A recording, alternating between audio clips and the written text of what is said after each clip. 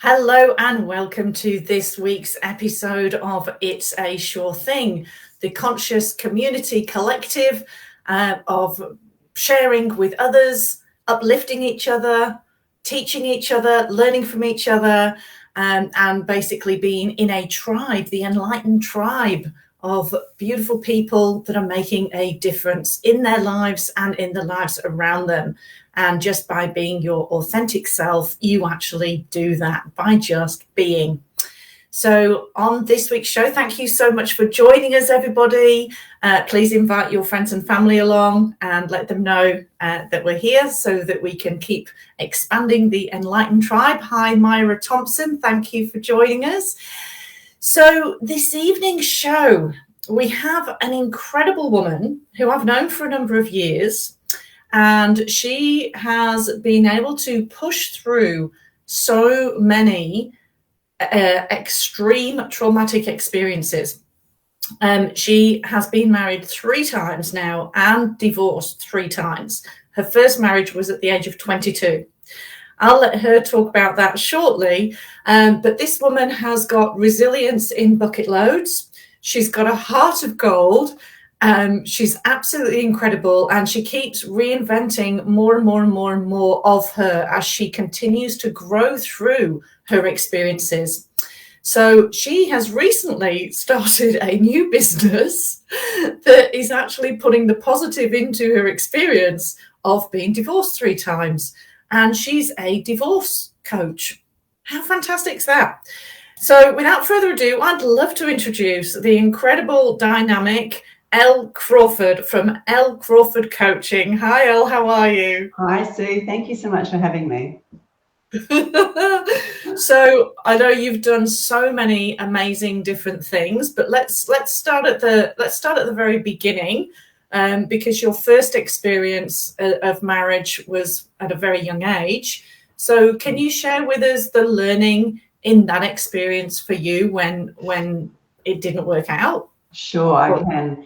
I just wanted to also say that I've actually experienced 4 divorces because when I was 17, my parents divorced, and it sent me on a completely different trajectory. Like, I'm the youngest of 7. I never thought it was going to happen. I was really close to my dad. And so that heartbreak really sent me into an unplanned marriage. And I was trying to heal my heart from the outside. And we all know that that doesn't work. And so I was married at 20 and then had babies straight away. And my second child, Chloe, was born when I was 23. And when she was 18 months, she was diagnosed with cancer. And so it was a really massive sort of learning experience and caring experience, and just a really huge lesson of courage and resilience watching my daughter go through cancer treatment. Unbelievable. She was so, so brave. And then I already knew that because I'd tried to heal my heart from the outside, that I was actually feeling really unhappy, and I was just broken inside. And so at 28, after Chloe had had a liver transplant and I'd had another son, I decided to leave that marriage with 3 young kids. Wow, that's huge, absolutely huge. And I like the fact that you recognise that the other divorce was your parents' divorce, and it's something that at that age we don't really acknowledge, do we, until we get to our age now, and we kind of go, wow, that actually had such a significant impact. So yeah, kudos to you for looking at that and acknowledging it, and healing those parts of you. So and as a divorce coach, so let's come forward to where you are now. And in between, you've actually had other businesses. You started the boxing room at Brighton Road, Brighton. You started that from scratch, now a hugely successful business. And you also recently you moved to Hindmarsh Island to be with your latest partner. Is that correct? Yes, that's right. Yes. Yeah. So yes, my former husband and I bought a holiday house on Hindmarsh Island, and then we moved there. And I really felt like I needed to move somewhere with some space and water and serenity. And it really was my spiritual coming home, because after the boxing room, that was a real grind for about 11 years. And I put my heart and soul into it. And unfortunately, it just didn't expand the way that I really wanted it to expand. Gyms became really competitive, and that's when the F45 gyms came in, and we were really knocked around by that. So we moved to High Marsh Island, but just a year and a bit ago, I started doing some extra work on myself, and I trained as an NLP practitioner. I'd already been really struggling with my own happiness during that year. And when I did NLP, I realized that I really needed to honor my heart. Like, I'd been doing that, but not in a real way. And so I really tried to do that so that I would be a much better wife, and I could step up and be really just a better partner. But unfortunately, it just got to a point where nothing was going in the direction that I really wanted it to go. And so after getting my master practitioner in NLP, I decided to leave that marriage earlier this year.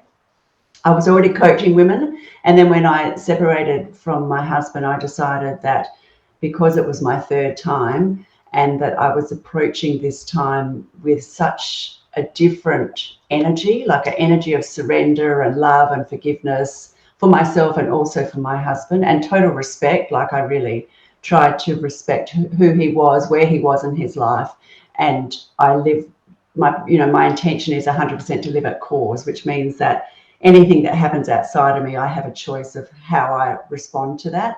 And so I take full responsibility for myself and my actions and my emotions. So I thought, when I started doing that, it was working really well for me, internally, for my happiness and my peace and my calm. So it wasn't the stressful, overwhelming time. And there were moments, but mostly it's been pretty calm and peaceful.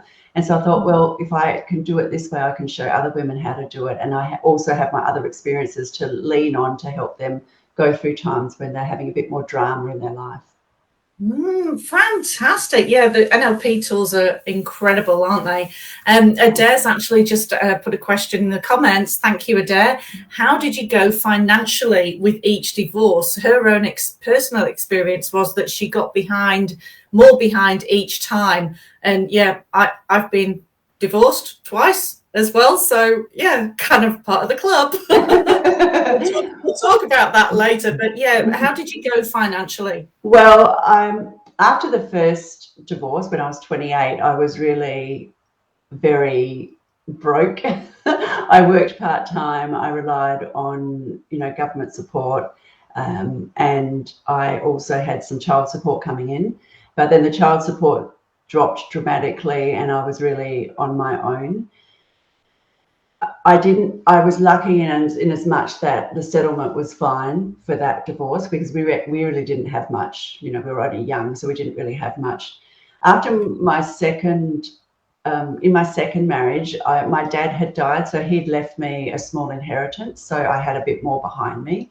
And then when that marriage went bust, my second husband and I are still really best friends, and he just decided that he would do nothing to actually hurt me financially. So he pretty much walked away with very little, which, total respect to him, because it was all mine when I brought it in to the marriage. Yeah.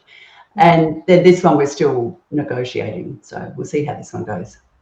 Yes, it can be a bit of a tricky path to walk, that one. It can be. Yes, yeah. But you do, with your coaching, is it more of the emotional side of things that you help with? And what actually happens? Can you give a bit of an example of what happens if somebody rings you up and says, I'm just going through a divorce, I'm an absolute mess, can you help? Sure. Well, on top of my NLP qualifications, I also have a qualification in advanced clinical and conversational hypnosis, which I find is like the glue that holds everything together. And I'm also very empathetic, and I have a lot of experience. I'm very good at talk therapy, and I've studied psychology. And so I've got a lot of tools in my tool belt.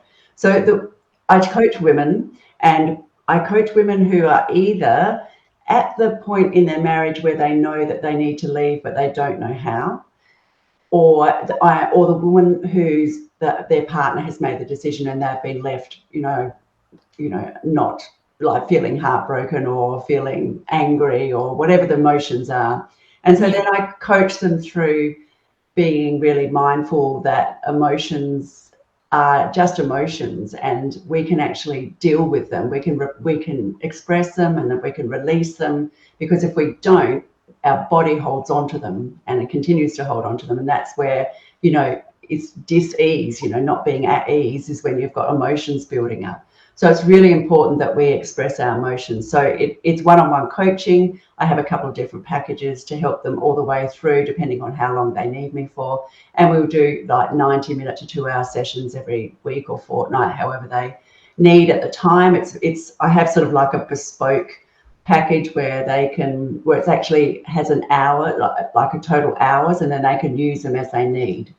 Which I think is a really good way, because it just gives them more at the beginning when they might need it more, and then less towards the end of our time together, just when they're sort of, doing cleanup and then maybe projecting forward. And one of the big intentions of my coaching is to help them create the life they really want. I'm a huge, huge believer, follower, leader, learner, practicer of conscious creation, that we are conscious creators, and what we put out is what we get back. So it's really important to me to actually help them understand that. And if they need help financially, then I'll bring in someone who can help them with that, but more on the woo side, like not a stiff, financial advisor, someone who can help them with manifestation and abundance. And, I can help them to a certain extent, but that's not where my qualifications are. Yeah, but you certainly walk the talk with everything that you are and everything that you do, and you're so authentic and so beautiful. And I know that about you, because I have known you for a while. And I guess, if all else fails, you've got the punching gloves. Yeah, I still have my boxing gloves. Yes, I still do. I don't mind a bit of a bag box for sure. Oh dear. So Adez made another comment here saying that she loves the idea of being friends with your ex. Her new partner Nige and they took her ex-husband out for his 60th birthday when she was in Adelaide recently. And I guess that's one of the things is about detaching from the emotions. So especially when children are involved. My first husband and I we're best friends, but my second husband and I, it's a little bit different because we've got our son together. So it kind of changes the dynamics, because you've got this beautiful innocent person in the middle of it, and both parents might kind of throw in their emotions and emotional baggage and everything else. So it can be a quagmire sometimes to actually get through all of that and just rise above. It can be, and not be triggered by that, and understand that people are not their behaviors. They just behave in a way. And also, I'm such a great believer that we're all from one source. So I am you, and you are me. And I say that about my husband. I'm him and he's me. So when he does something that could potentially trigger me, I just understand and come from empathy and understand where his level of awareness is, because we all are completely unique, and we all have different experiences and conditioning and education and knowledge. And so there's no way that two people are going to see the same thing the same, even if it's in a peaceful, joyful situation. So let alone when you put in some, drama and stress, they're definitely not going to see eye to eye. And that's okay. Yeah. So creating your best life, knowing that you deserve it. Yes. What are the three key takeaways that you can give today for people that to really focus on to create their best life? Well, you probably have 100. I do. So as the observer of your life, you're also the creator, because every event and experience is neutral until you put meaning on it. So when you make it mean something, then that's when the emotion comes in. So that is great, because what that means is then you can put any meaning you like on it. So you can make it still be neutral. You can make it be joyful or happy or a learning experience, whatever you want to continue to create the life that you want. it's a really big concept, and it's not something that we can cover in 5 minutes for sure. But I think if people start to grasp that that whole observer concept, that as you observe your life, you're creating at the same time. So that's number one. Two is that you are worth it. Every baby is born with completely pure, confidence, and they've got posture and sass and all of that stuff, and it just gets conditioned out of us after about 5, pretty much when we go to school. Especially if we've got good models of parents at home, then it's generally school that really remodels us out of that, and makes our insecurities come in, and with our bodies changing and all of the things that come with puberty and just growing up and all of our experiences. So I think we need to return to the fact that when we were born, we had completely 100% self-worth, self-confidence, and that's who we are in essence as people. So everyone deserves anything that they want in their life. And if you can think of something or ideate about something, it means that it's actually possible. I think that's really important as well. Beautiful. And yeah, like you say, it's our birthright. It's our birthright to be joyful. Mm-hmm. So yeah, we could have an hour, 10-hour conversation. Absolutely. So we've got a couple of people that are Facebook users, but Adair, you might need to just put a comment or link on the comment section to be able to show people's names. So unless you actually give permission in the comment section, we actually don't know who is saying what. So somebody has put a message on there that they've got a good friendship with their ex, and they look after our children's 2 sisters, and forgiveness is a powerful, healthy tool. Sure. Yes, thank you, whoever that was. Thank you for that comment. Yeah, forgiveness. Have you got any pearls of wisdom on forgiveness? Absolutely. Well, I love the prayer, the Hawaiian prayer, Hopo Honono. Yes, I think I got it right.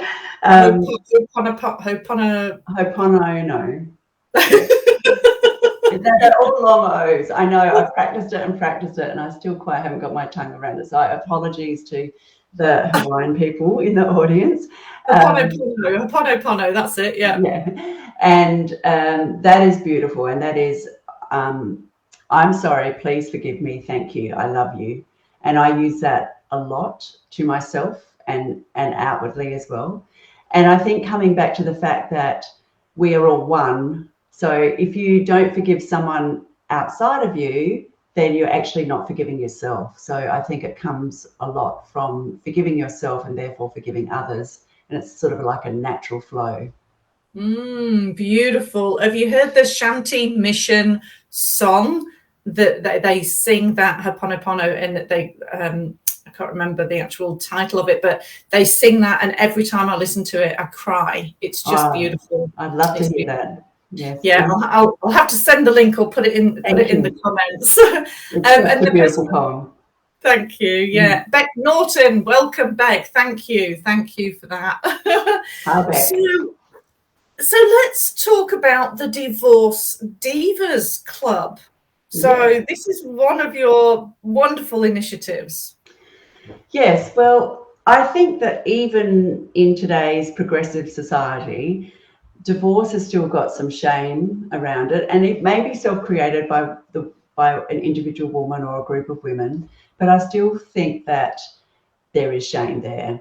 And so my intention is to really build the Divorce Divas Club to flip divorce on its head and make it something that you can be proud of. And I'm not saying that the breakdown of a marriage, to be proud of that. What I'm saying is that what you do after that, be proud of that.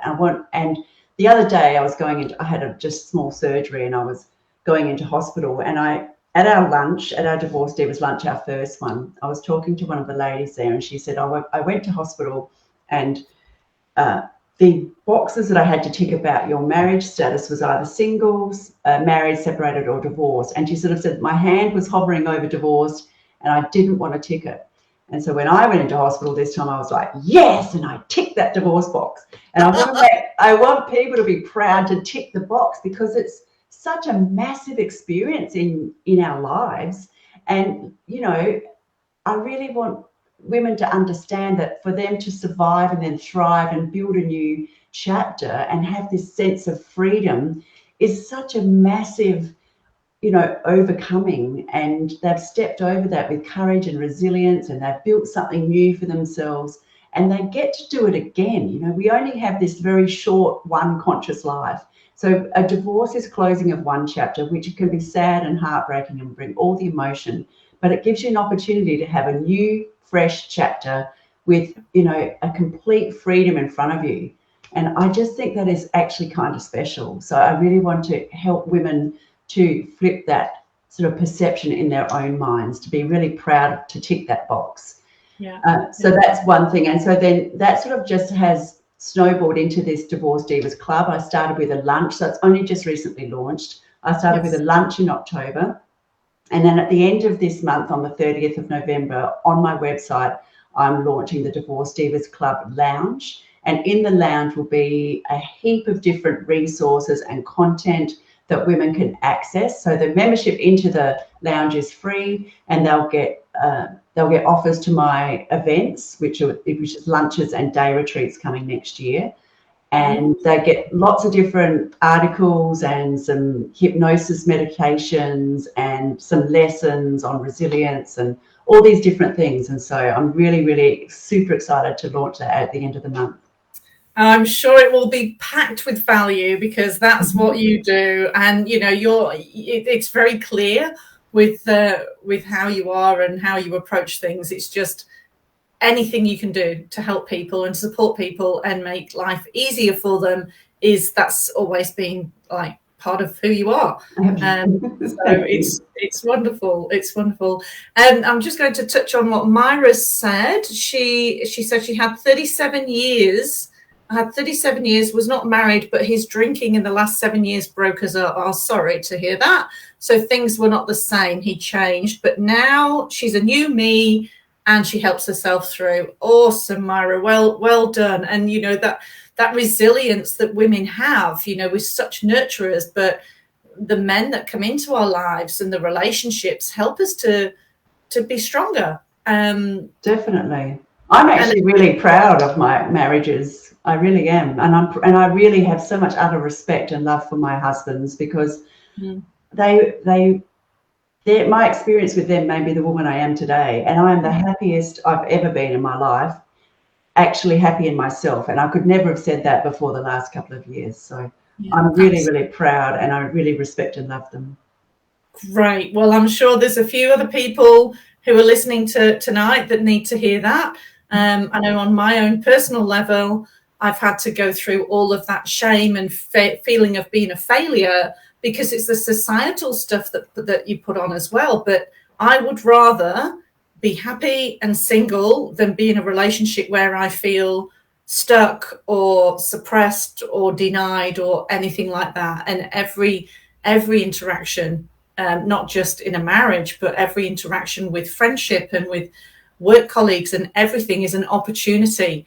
Even clients, when I've seen clients, it's still an opportunity for me to see the reflection of something that I haven't seen in myself before within someone else, because, like you say, we're a reflection of each other. That's right. It's looking in a mirror. Yeah, so we can just keep expanding and growing and growing and growing. Absolutely. So when's your Divorce Divas Club quarterly events? Is that? Yes, so the lunches, the lunches are quarterly in different geographical areas, but I only have one booked at the moment, which is at Seaford in South Australia, south of Adelaide, on Sunday, February the 13th. It's a bit of in honour of Valentine's Day, because I know Valentine's Day can be a bit of a tricky time for women who are single or newly divorced, or even women in general. And so I thought it would be good to have it on that Sunday, because the day after is Valentine's Day. So at least there's a bit of a celebration. So that's at 12 p.m. They just run for the afternoon, 12 till 4, and this one is at the Seaford Hotel. Beautiful, beautiful. And of course, you'll be able to get those links. You'll be able to get the details to all the events, not only from your website, your new website, which is eleanorcrawford.com. Thank you very much. But you'll also be able to see all of Elle's events on the Enlighten Tribe Global Wellness Directory at sushaw.com.au. So there's a whole heap of different events in there, and your profile and your details on there as well, if people want to just pop over there to have a look at what you offer. So yeah, wow, thank you so much for being with us this evening. It's been an absolute pleasure, and we could talk till the cows come home. We could. So and thank you to everybody for checking in tonight and for being a part of it. And we'll put a link in the comments after to go to that Ho'oponopono prayer and just sit and listen to it. Yeah, thank you so much, Elle. Thank you, Sue. Yeah, see you soon. Thank you. Namaste.